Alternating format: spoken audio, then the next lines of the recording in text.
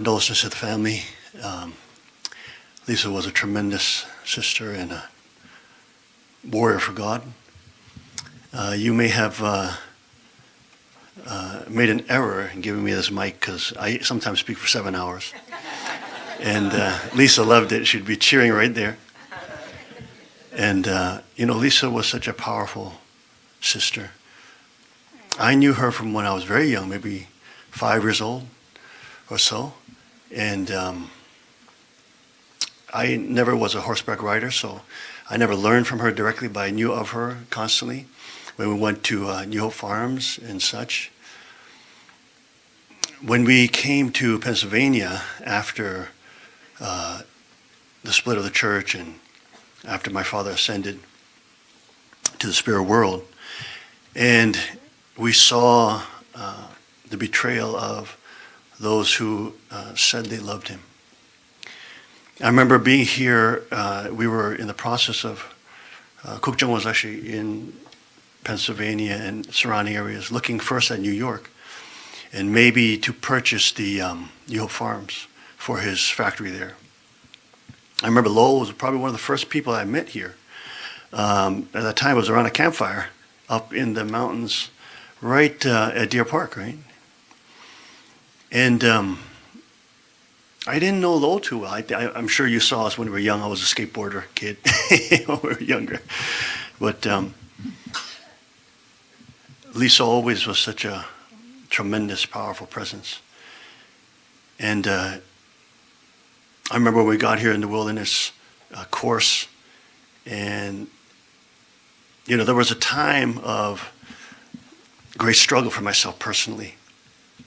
Not because we had lost everything and we had to walk away from the foundation the Father established, but it had more to do with internally. And everybody here who was here, walked with me, knows it.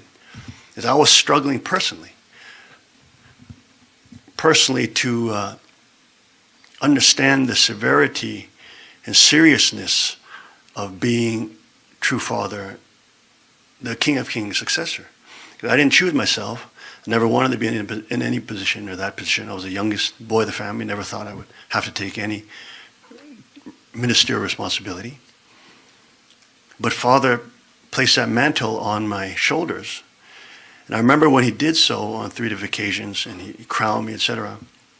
And the whole worldwide church knew, he made it clear to them that this was the Son whom I choose. But I remember in that time period, I was more worried about trying not to make people feel bad than understanding the trust and faith that Father was putting into me.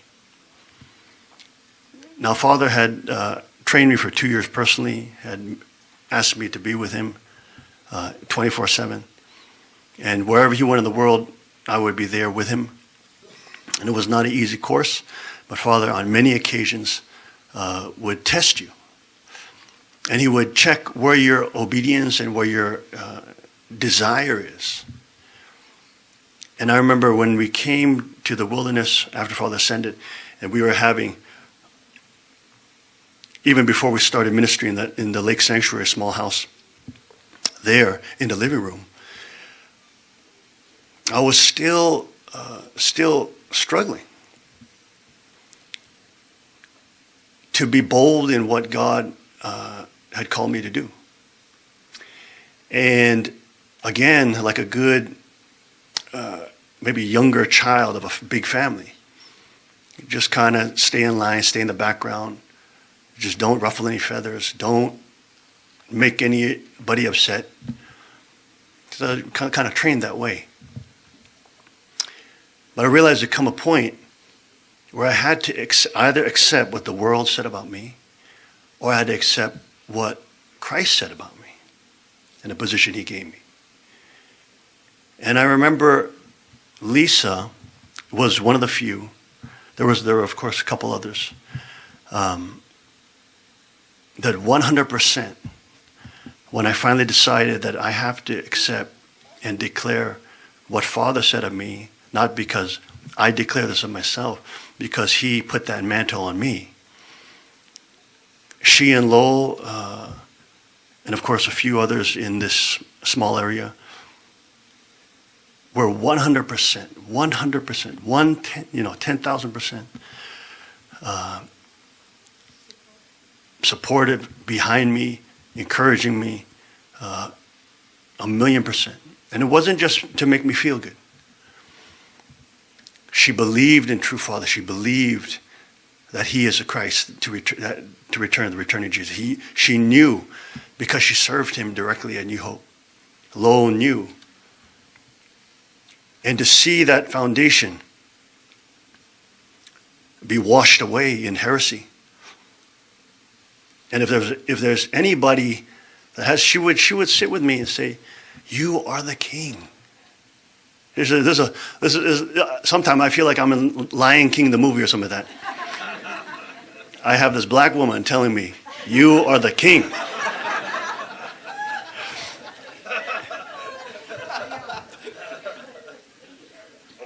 And she would be sitting there, and I will give my life for you. I'm willing to die for you. And there's folks here that said the same. But that was her heart, and she would do, by her own volition, she was, of course, everybody knows, an avid marksman and a firearms instructor, etc. And she would 100%, she would be there every weekend. Wherever we went, she would be talking with other folks who are in security, and they themselves were just organizing to be, for whatever situation happens, we're going to protect the King. I didn't organize it. I didn't ask them to do so. They were out of their own love, and I know it's not of me, it's of my Father, that they were compelled to do that kind of thing. And when I look back on Lesa, even though I never was her student, never was trained under in horseback riding or firearms, etc., every interaction we had with her, whether it be King's Report or after, every time she's encouraging me, every time, well, I know the world thinks we're crazy, We actually believe that what the scripture says, that we will be kings and priests. So of course the world thinks you're crazy. Of course people think you're insane. Of course you have people that are constantly hating and cursing you, as the Bible predicts. But Lesa, as my sister, she would always come and she would say, you are the King. You are the King. You are my King. I will die for you. Almost every morning after King's Report, she would say this to me. She would stop me and say, "Oh, I need to talk to you." And almost as if she wanted me to 100% know whatever happened, she is there. That, I never forget that. I never forget it. Lesa, she was bigger than life. She was such an amazing woman, an amazing godly woman. She was so filled with the love of Christ in her heart, and you could stand in awe at her beauty, and at her faith, and at her strength. And all through that time, now we've been here 7 years or so. I mean, Lesa never left our side. As Tim said, she went above and beyond anybody in that situation to be on the King's Report. She was a brilliant woman. She was so incredibly theologically and intellectually powerful and intelligent. She knew clearly the difference between good and evil. She feared the Lord. She loved people. She desperately wanted the harvest of souls. She desperately wanted people to come to Christ. Desperately wanted them to avoid the damnation of hell and to come to heaven.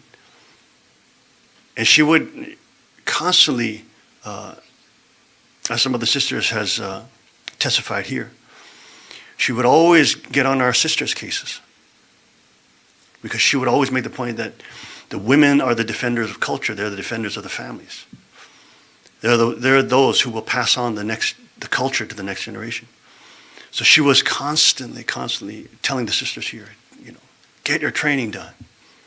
Be an armed citizen. Do your responsibility. Be a defender, like the chief shepherd, as the Bible speaks about, as Christ. She had at her mission and her core, not only to actualize her personal dreams and ambitions that God had given her, but to use her life for the purpose of building his kingdom. When we came to the wilderness and had to walk the course of the wilderness, and people that we thought loved us, or people who we thought served True Father, betrayed us, betrayed him for money and power. I mean, Lesa and Lowell, they never faltered. They never swayed. And I can just remember when I first got here, I was with Lowell almost day in and day out. We spent so much time together in the woods and cutting trees with chainsaws and splitting logs and everything. We had so many great times, and I could not believe how amazing this man was. King Lowell, such an incredible man of faith, such a deep and faithful, loving man of God. Lesa would always go, that's my man, I love my man, I love him. But Lowell, getting to know Lowell, this man is just, sometimes I feel, this man is like a walking saint. And I know he's so humble, he hates when I say that. But I say, it's like a walking saint. Seriously, he is so profoundly in love with God. And he encourages me so much. His faith and his purity of heart just completely floored me when I first met him and got to know him. And it's so constant, it never changed. And Lesa, getting to know them more deeply, I could see why Kook Jin Young loved her so much. I could see why other people in our family loved her so much, why True Father loved her so much. She was real. She ran the race. She crossed the finish line. She never betrayed God. She received all manner of persecution towards the end of her life for serving True Father, his lineage, and walking with me in this course. Got all manner of hatred, all manner of cursing, all manner of, you're insane, and you're this and that. But that never shook her, because she was never here to please the world. She was always here to please God and please our True Father. That is a woman that I know, not only as a bride of Christ, but that is a woman who is a true defender of God. That is a woman who is eternal in her character and nature, and will be remembered for generations to come. When they have this story spoken about in the future generations, hundreds of generations later, they will reflect back on this period, and Lowell and Lesa are right there, standing with us, with Father's appointed Cain and Abel, his successor, his three kingship, his bloodline, his kingship line. And she would always say, she loved it when I started talking about the difference between slaves and kings. Because the Korean peoples too have been slaves to the Chinese, the Manchus, the Mongols for 5,000 years, invaded over 700 times, made into prostitutes, slaves, sex trafficked, everything. So Korean peoples know a little bit about slavery as well. And whenever I would speak and say, historically the slave could never own property, they could never have territory, and they could never own arms to defend that. That woman would be jumping up in that corner, and she would be so filled with joy. Because she knew, palpably, she lived through the racism. She lived through the persecution. She lived through the Jim Crow laws, and her family experienced that. She knew the evils of that kind of racism. And she knew that a good people, without the ability to defend themselves, can never survive against predators and evil. So when we started training the young people in firearm safety and martial art training, etc., she was so happy. She would come to the training. She would be sitting there. Remember that? You and her would come to the Kali skirmish training or in the firearms training all the time. And she would instruct. She would be so adamant of trying to make these young people become kings, future kings and priests, not to become slaves. And we're so grateful that we were able to stand and fight with Lesa.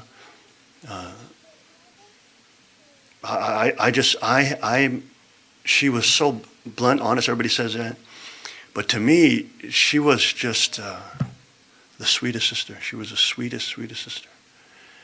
And I know that every great queen has a honorable king by her side. And I just want to say, and I know Lesa would be on this day.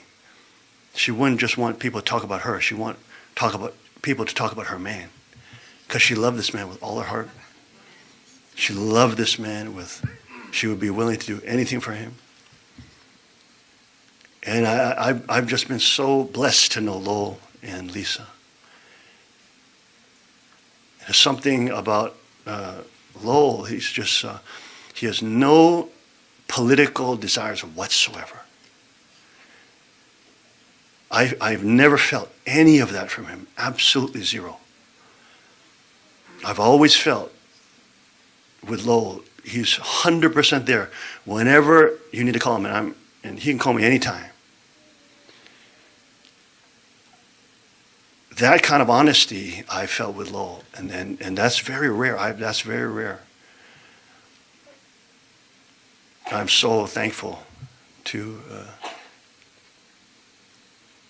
get to have known Lowell and Lesa, and of course to have crowned them, and King Lowell and Queen Lesa.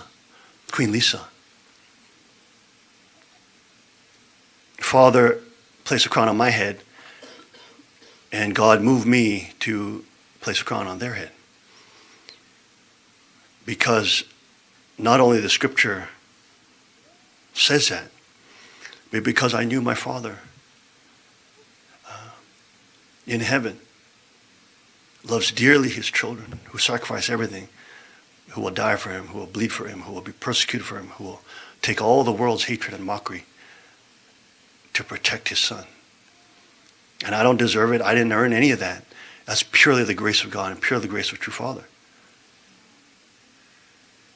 But nonetheless, because of that heart and that love that they poured out, I can only say I've never been more grateful and never been more happy to do ministry than with these folks, because every single person that has gathered here to stand with us, even though amidst persecution, is real and is true. Even though we're not perfect, they love my Father. And as scripture says, he who loves my Father is my brother and my sister. So thank you, Lowell, for being such a good friend and a brother during this critical time. You don't know, but you are one of the great friends that God allowed me to have when I came to the wilderness. I'm truly grateful. And of course, Queen Lesa as well. Such an honor to be with you, and such an honor to stand with you on the battle line. Thank you, folks. Thank you. God bless. Lesa, we love you.